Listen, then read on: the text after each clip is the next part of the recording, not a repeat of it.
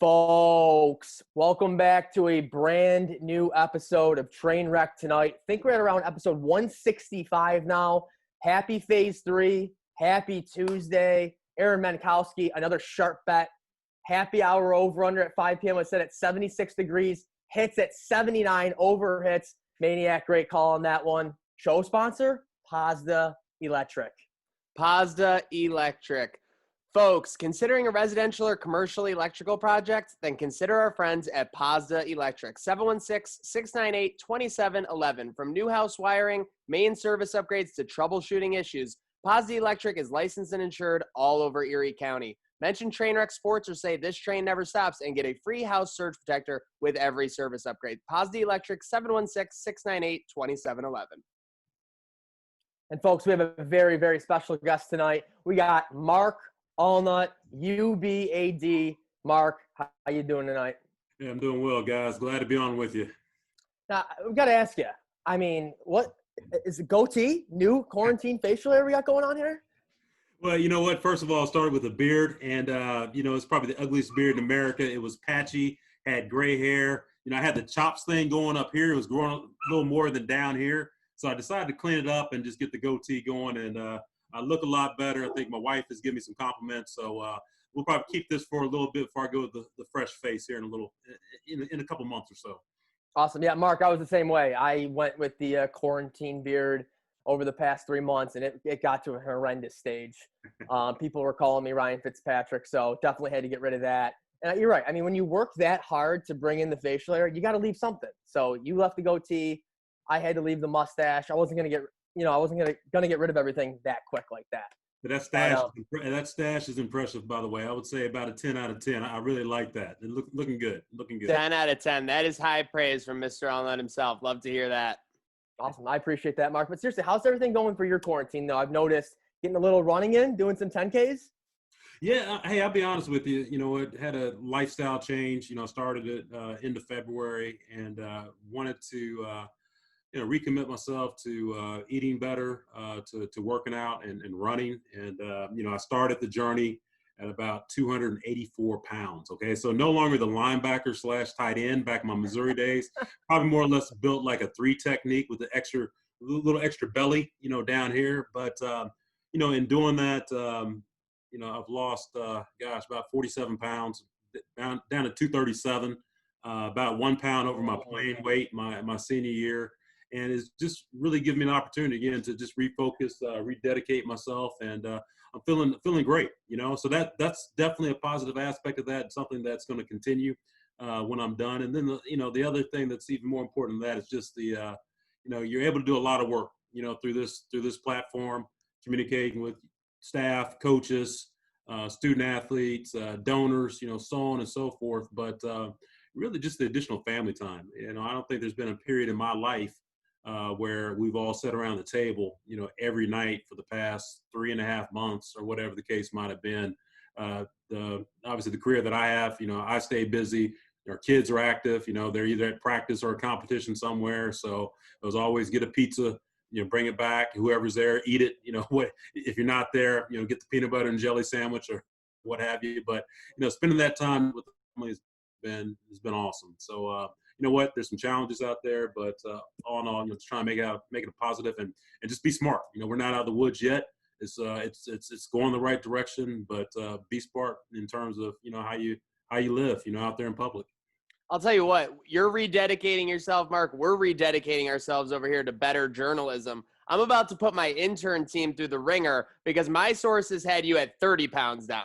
That was my inside source. So I don't know whether I got the May report. I don't know what's going on, but you can guarantee there will be a talking to our team later. Yeah, you better straighten them out a little bit, man. That's almost, I'm offended by that. Now, a little more than 30 pounds. So Maniac, I'm guessing that Mark doesn't have any Red Barons in his freezer.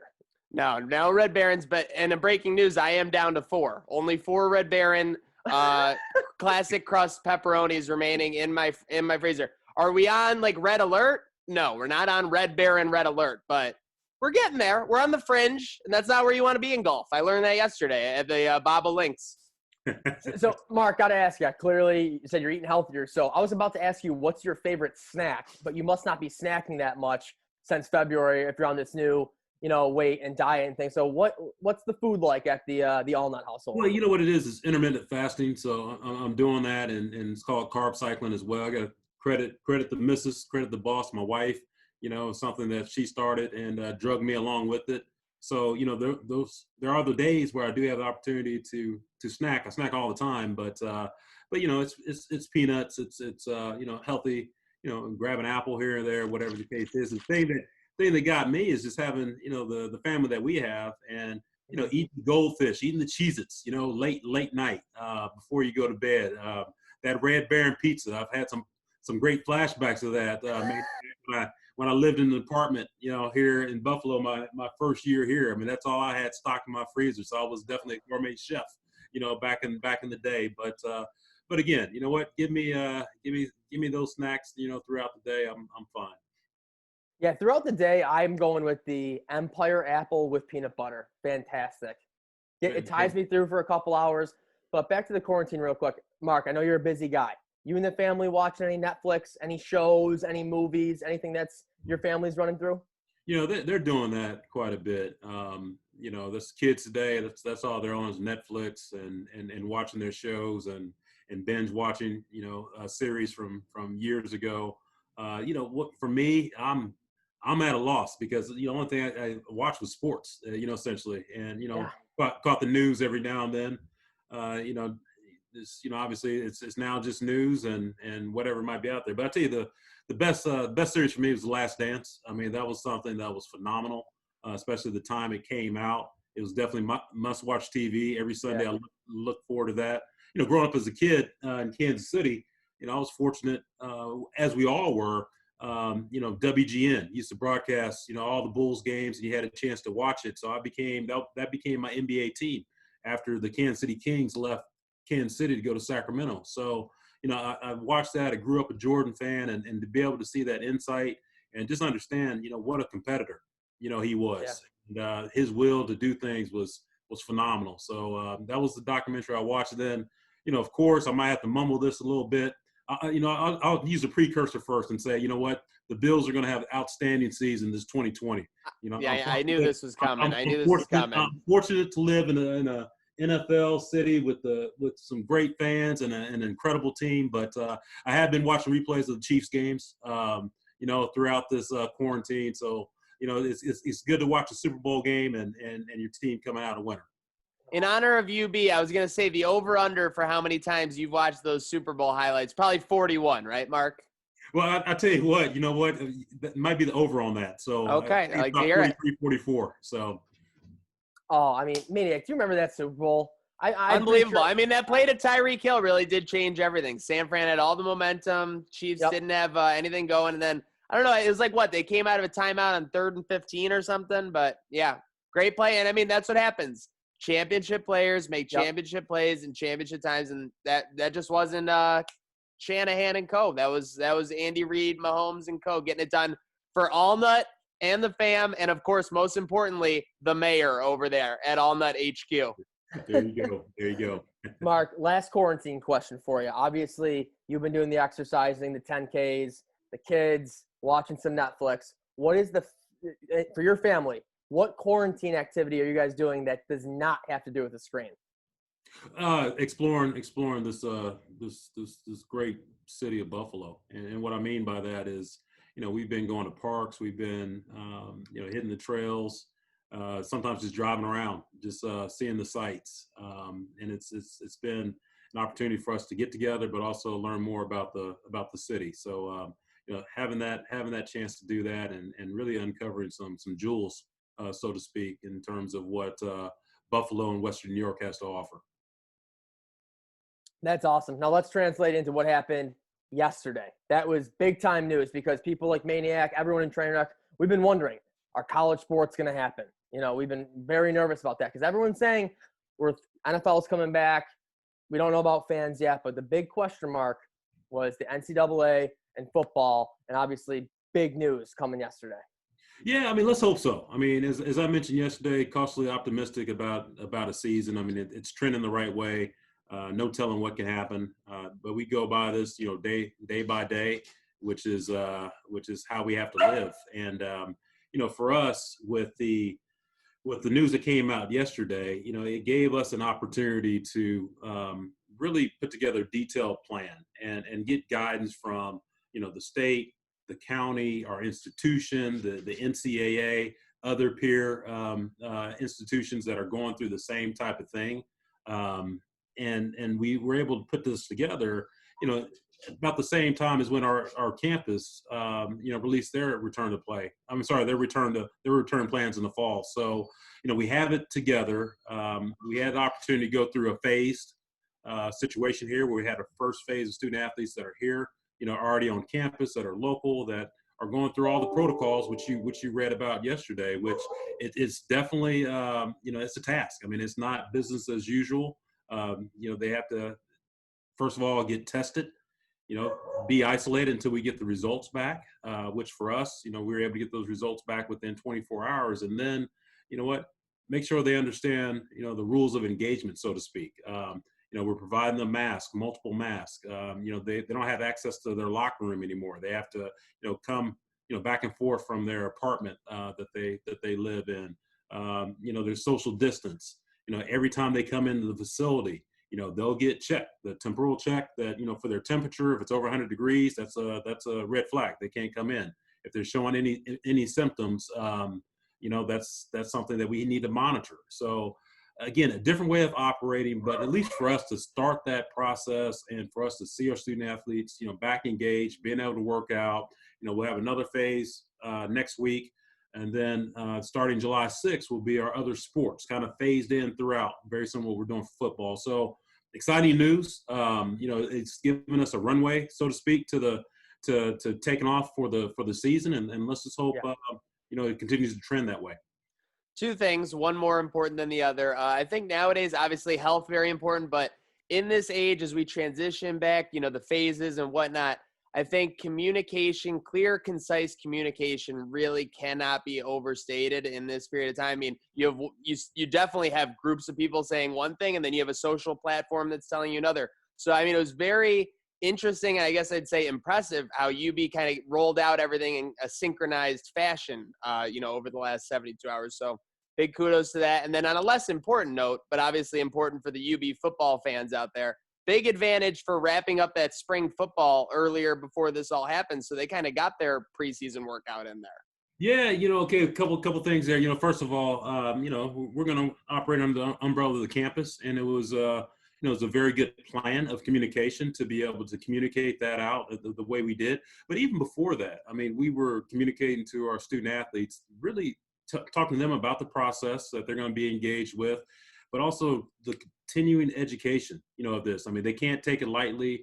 I mean, as a student athlete, sometimes you feel invincible, to some of this, but, we can't let it slide. I mean, they have to continue to follow the guidelines that still exist, because, as I tell our coaches, and I'm very, direct with our coaches, that, our goal is to, participate and win MAC championships. Okay. And then have opportunity to go to the NCAA tournament. So that's our long-term goal.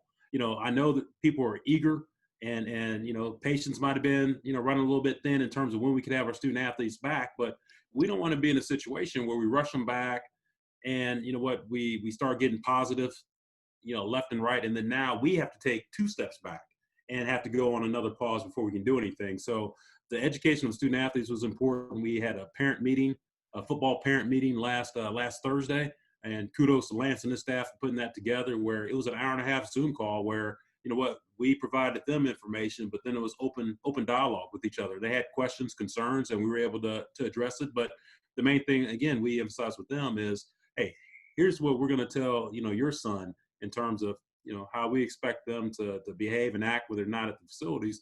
You need to do the same thing, because, again, this is important for us to make this happen. Awesome. And Mark, a couple things. One, it seems like what you guys are doing is exactly like New York State. Phase 1, phase 2, phase 3. And you see, New York State has done an incredible job at that. You see other states that have opened up a little bit too early. What's happening? Numbers are going back up. And New York State, props to you guys. Continue to do what we're doing. We're already in phase 3. We're 2 weeks away from phase 4 now. So let's keep that rolling. Second thing, I know you mentioned temperature checks. So this is advice for you and your medical staff. I went to the dentist last week, Tuesday. I'm not even joking. I walked in the building. They take my temperature over 102. And I'm like, listen, you're making me, I'm sitting in the parking lot. It's 82 degrees. And I didn't drive there with air conditioning on. So I'm sitting in the parking lot. Sun's beating on my head. I had to wait 15 minutes. It was 101.5, 101.1. I got tested 8 times until I got under 100 degrees. So make sure that football team, when they're doing this, has been inside for at least 15 minutes because everyone's going to be over 100. That's the only advice I have for you is make sure when they're getting their temperature checked, they have been inside.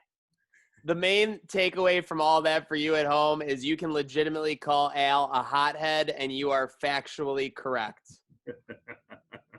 Hey, all that I need to say, next time you do that, just take a big cup of ice water, drink it down, and hopefully keep that temperature down, man. You must have, beside the sun beat down on you in the car and the no AC, which we need to talk about that, always have your AC on, man. Must have been some other things on your mind that just had you heated about something. So calm down, take a deep breath, and cool off a little bit, and you'll be okay. I think I might have been nervous about getting my first cavity. I had a little bit of sensitivity on my top right of my mouth.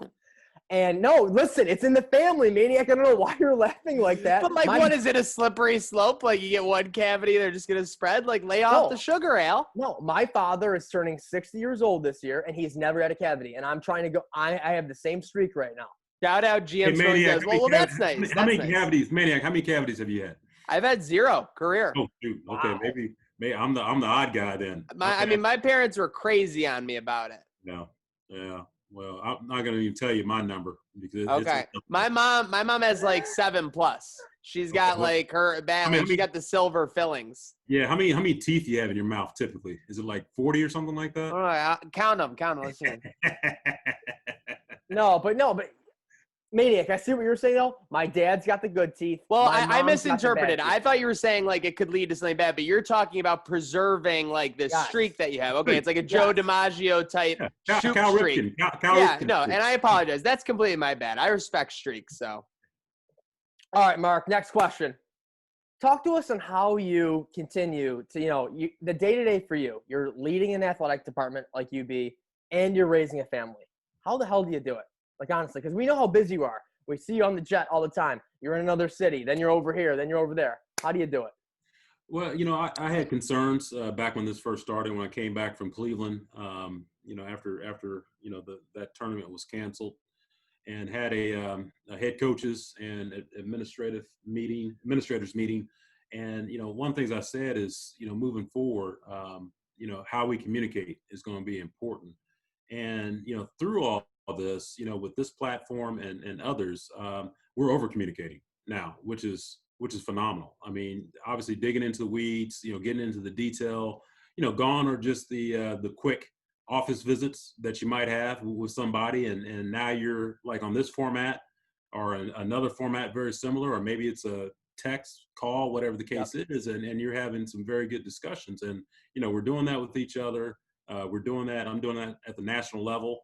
As part of my football oversight committee duties, communicating with other ADs nationally, also in the Mid-American Conference standpoint. So from our standpoint, having this platform right here, being able to work, and unlike the office where you go in and you're done with the meeting, and okay, what I like to do is go and visit somebody, or maybe go watch a practice, what have you.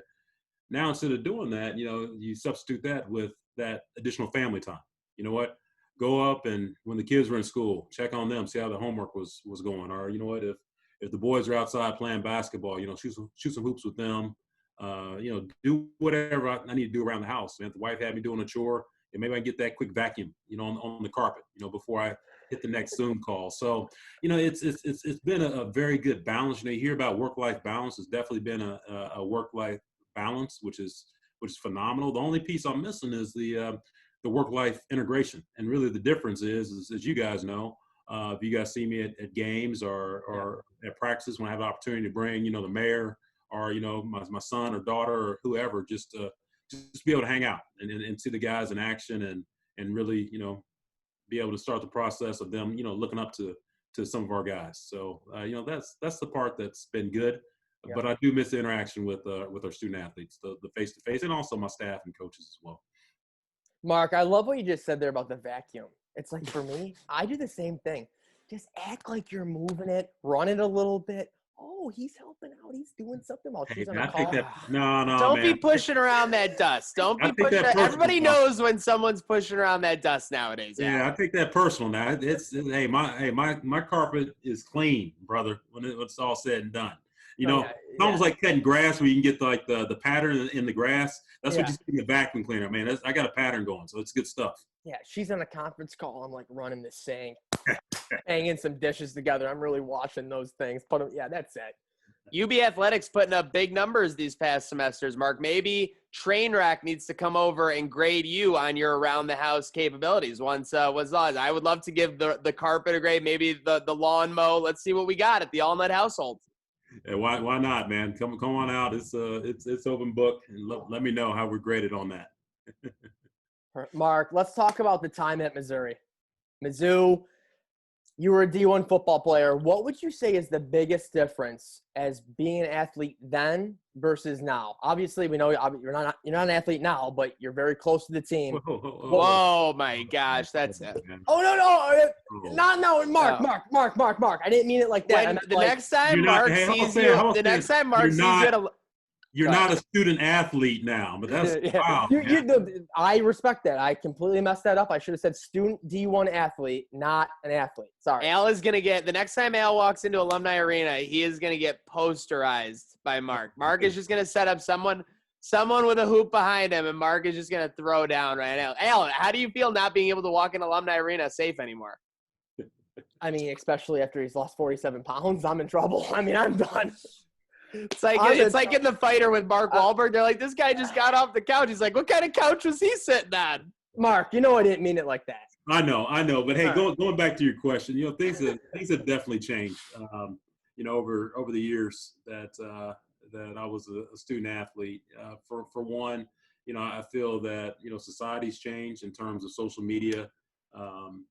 We back then, heck, we didn't even have cell phones. Back then, so everyone was rushing at the hotel to the payphone to either call their parents or their girlfriends or whatever. And you can imagine how many times you heard the word phone check, when you're in the lobby trying to get that call in before bed check. But, in terms of how it's evolved, and I think of just the safety aspect of playing football, now in terms of technique that is taught, the rules that are in place, the equipment that's out there. I mean, it's a completely different game. It's a great game. It'll continue to be great.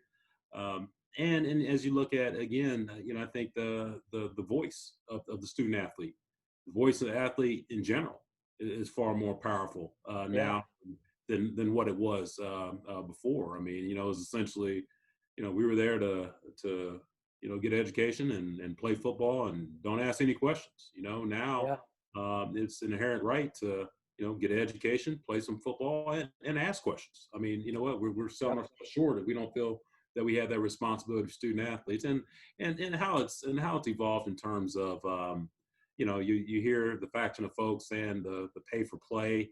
We need to pay these guys, and I'm old fashioned. I look at the experience that I received and the education that I received playing at University of Missouri and the connections that I made, was able to put me in the position that I'm in now, which is almost a 4.5 year internship, that I had playing football, which was phenomenal. But, when you look at it now compared to, what we're able to offer, in regards to your scholarship, in regards to cost of attendance, in regards to facilities, to help, those student athletes that might have that shot at the next opportunity, to the coaching in place. So, it's a better situation, and we can always do better. I'm not saying that, hey, we've arrived yet. And when I say we, I'm not specifically talking about UB. I'm just talking about collegiate athletics in general. But, we'll continue to evolve, and we'll continue to make it an opportunity for an incredible experience for all of our student athletes. I got to say it, though. If we could ever pay Ronaldo Segou to live stream on our Instagram, we will be doing that as soon as we legally can. Well, you know what? I mean, that's a good point. I mean, no, seriously, the name, talking about things that we never had before, the name, image, and likeness. I mean, that's going to come out, and there's going to be ways with, certain parameters in place for Rondo or Jared Patterson or whoever, to be a spokesperson for you, and you can pay that person market value. So that's coming. So we didn't have that before. I mean, it was, I go back to the NCAA football. My favorite video game of all time. I would play that game religiously as a student athlete after my college years. Heck, probably dang near up to NCAA 14 before it stopped. And being on that game, the very early versions, which people don't play anymore because the graphics weren't worth a dang. But we always looked at it as an honor and privilege to be on that game and see how they graded us. And as you move forward, obviously that was a violation, and rightfully so, because EA Sports and NCAA we're profiting off of the name, image, likeness of the student athletes. So now that we have evolved in terms of name, image, and likeness, in terms of looking at a transfer policy now where potentially student athletes don't have to sit moving forward. It's those opportunities that again have made it better than when it was back when I was a student athlete. Mark, so I know we might have to play NCAA sometime in the future. That's all I'm saying. I'm marking that down. So Mark, I know we don't have all night with you. So before all night with Alnutt? All night with Alnutt. All night with Alnutt. We got a new show. Move over, Paul Peck. All right. So real quick, 2 lightning round questions for you, Mark, before I go to the next topic. Yeah. Biggest rival when you were in college? Kansas. True. Missouri, Kansas. Missouri, Kansas, huge rivalry. Kansas, 100%. Number 2, did you have another school that you potentially would have went to? Like, did you have another big offer from a school that was like, or was it definitely Mizzou? I'm sorry, this won't be a quick answer, but it was going to be Drake University at the time. Was a Division III school. I went to a small high school and felt that was going to be a great transition for me. Missouri came in and offered me a preferred walk-on spot, and I had an academic scholarship to go there as well. So my parents didn't have to pay money. So I was preferred walk-on Missouri that earned a football scholarship a year later. So that was really it. Okay.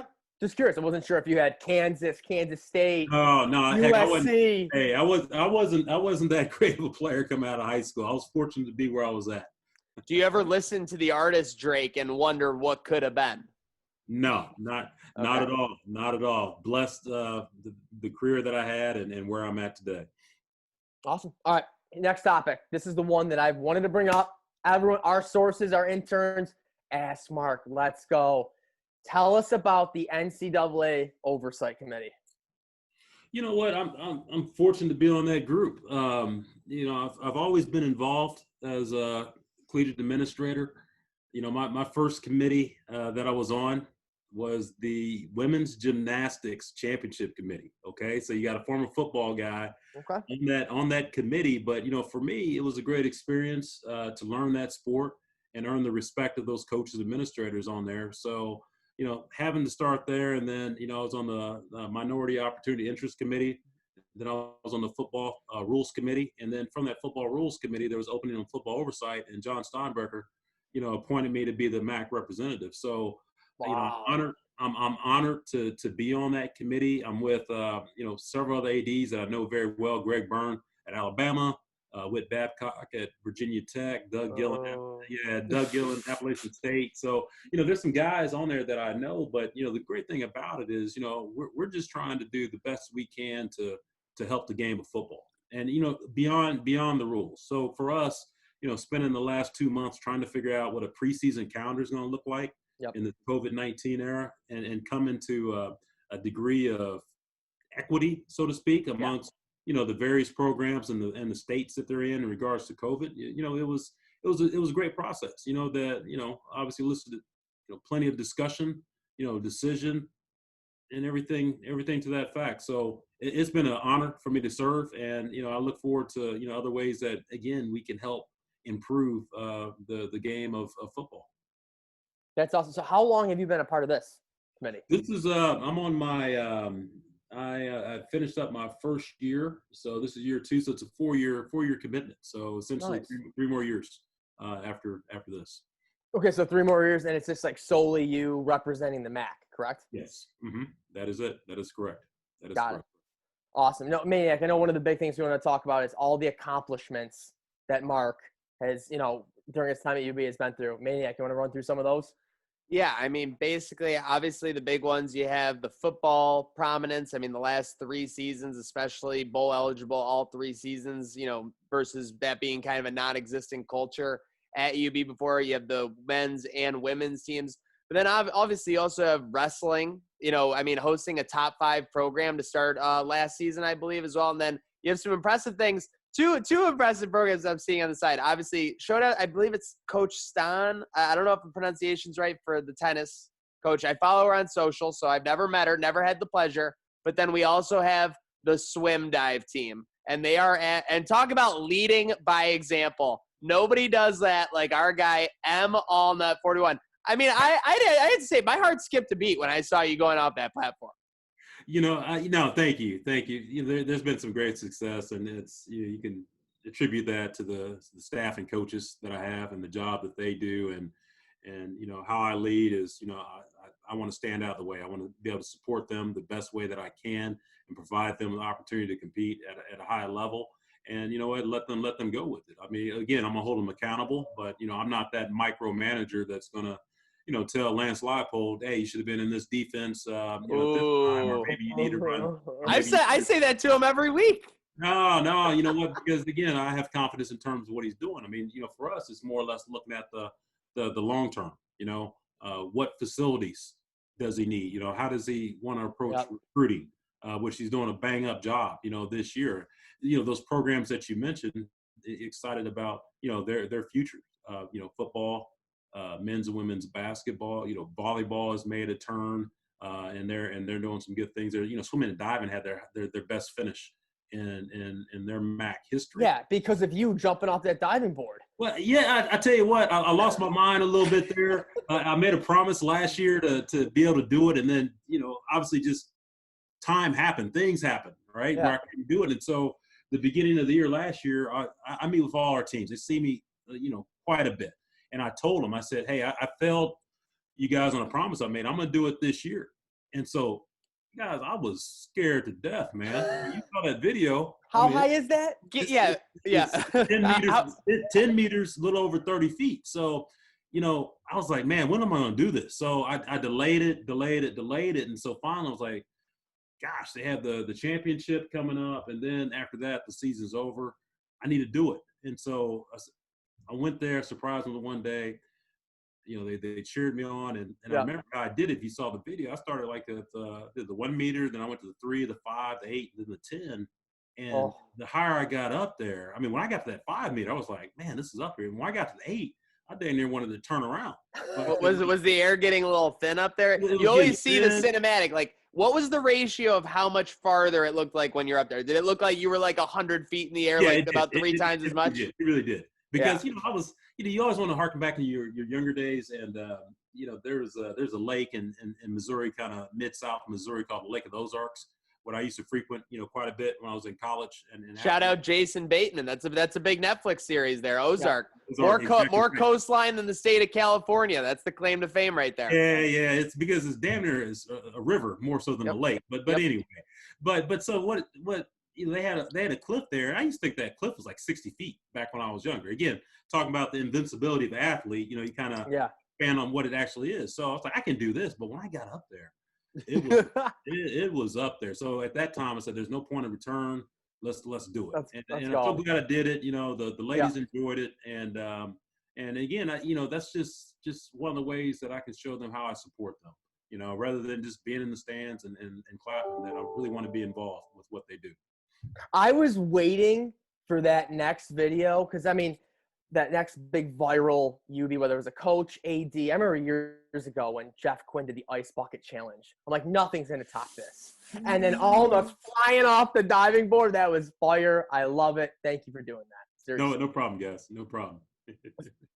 But Maniac, let's talk about real quick because I'm running out of time here. Mark's got a big schedule. This is huge. This is huge. Keep it moving. Keep it moving. Our experiences with Mark, hands down, Cleveland, Panini's.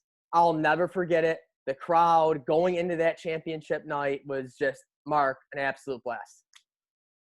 It was. I mean, what a great environment, and to win 2 championships in one day. The support that we had from our fans in Cleveland, Panini's. There was that other establishment, name that escapes me right now, but being able to see the arena, first after the women, all the fans decked out in UB blue, Yep. just excited, fired up, people coming down on the floor, after the women.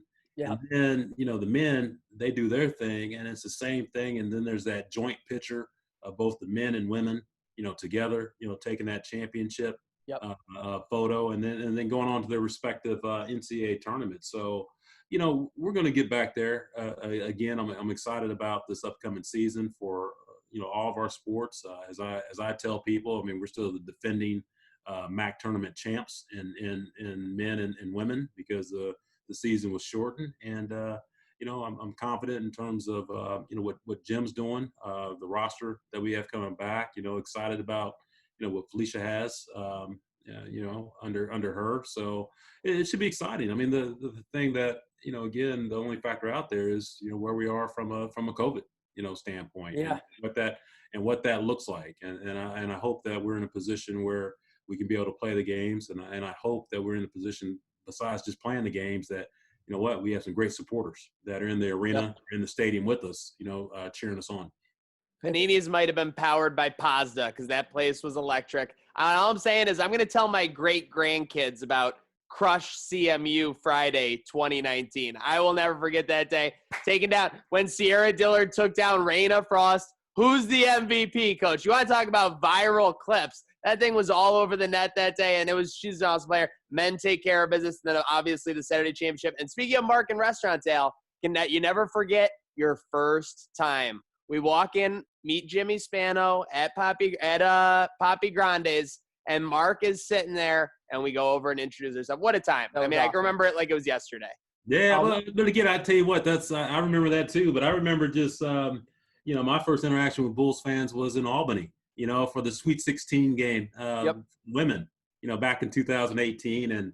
And just, hey, first impression, I didn't want to mess it up, trying to fire up that crowd with a brief speech and introduction of me, and people still remember that and still comment on that, and appreciate the energy, that was brought into that bar at that time. But again, I appreciate all that you guys do, and thank you, again for having me. I know we got a few more minutes here. Not trying to cut it short right now. I was gonna say, is he like packing up like that last minute? It was good. All right, thanks, guys. Okay, we gotta move. We gotta make moves then. Yep, we're going lightning fast. Let's go. Okay. So real quick, my final question before Maniac gets into some trivia real quick. Mark, gotta ask this because this has been something that's been on my mind for years. Is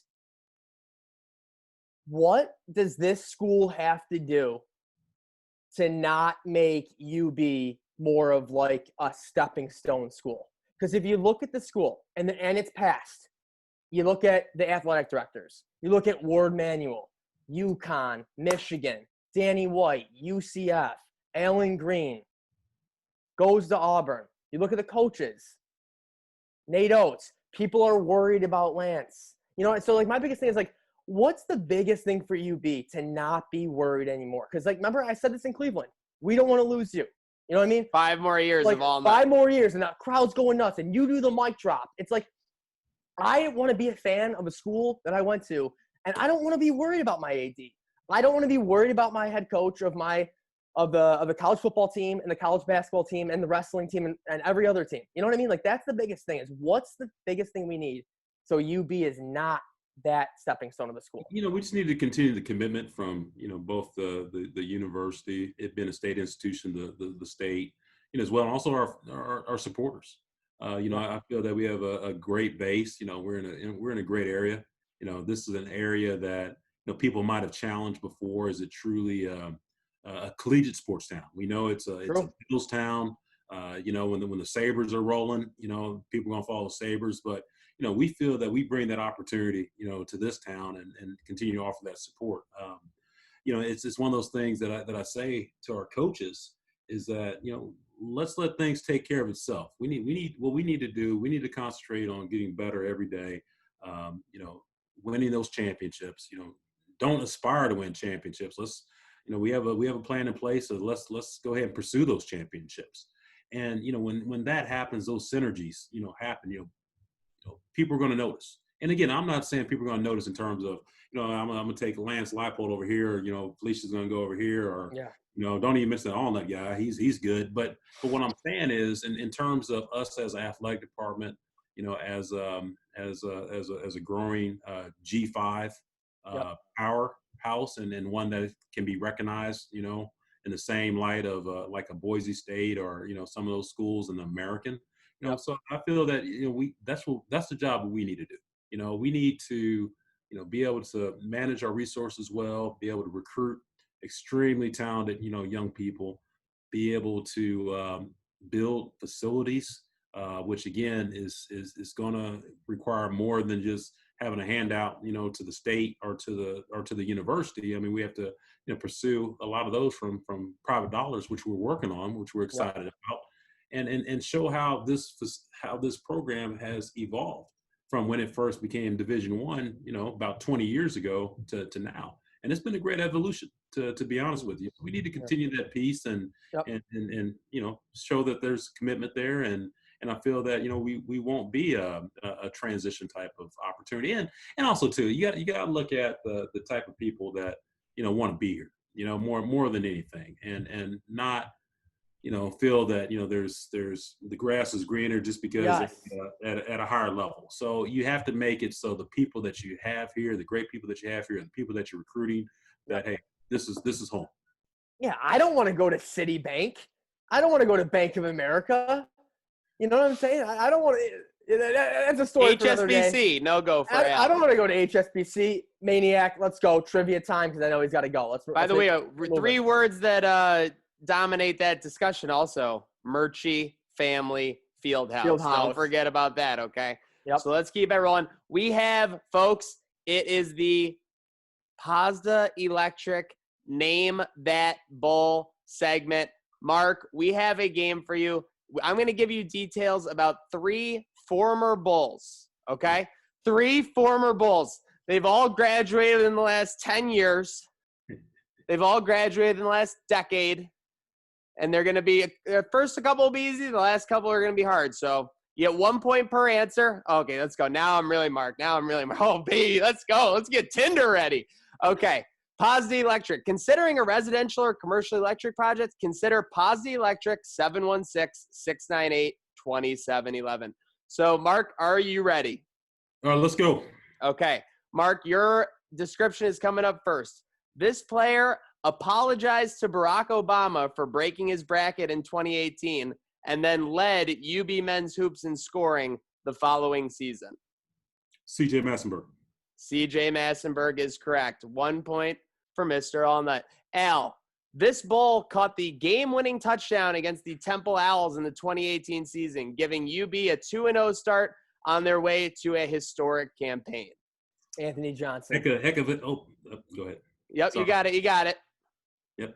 What were you going to say? You were on the sideline for that, right? Weren't you? Yeah, a heck of a play, heck of a catch, that effort to get there. And then, you know what, he gets that touchdown, and then we get that sack on the defense side of the ball. That was And Mark, that's great, but the real highlight from Temple, sideline, John Fuller just pumping as Anthony Johnson goes in. Let's go.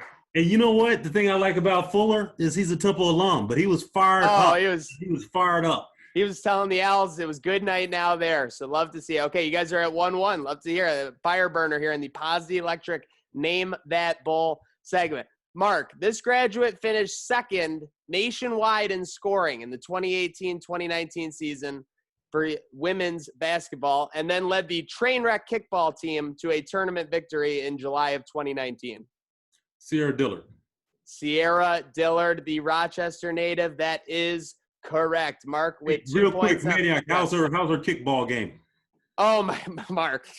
Oh my God. Around the third or fourth at bat, the other team started realizing what was happening after the third or fourth time they kicked it at her. I can clearly say, just like the 2019 MAC tournament, Sierra Dillard was our kickball MVP, no doubt about it. And we look forward to, hopefully, if there is another tournament ever, having her back to defend that title. All right, Al, second question for you. This is where they're getting tough, I'm telling you.